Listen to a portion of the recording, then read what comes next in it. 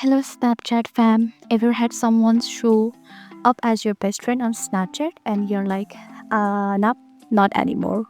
Well, don't worry, I got you.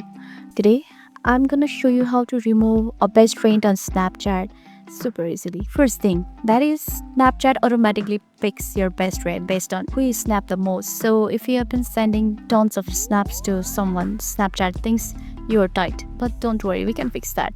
One way to remove someone from your best friend list is to just stop snapping them. The less you chat and send snaps, the faster they will disappear from the list. But if you need them gone ASAP, keep watching. If you want to speed things up, here's what you can do. Remove them as a friend. This instantly wipe them off your best friend list. Go to the profile, tap the three dot in the corner and hit remove friend. Block them if necessary.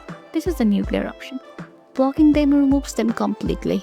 And if you ever unblock them, Snapchat reset your interaction history. Still not seeing a change? Snapchat refresh best friends every week, so give it a few days. Or if you want to shake things up, start snapping other people more. So if this helped out, hit that like button, subscribe and turn on notification.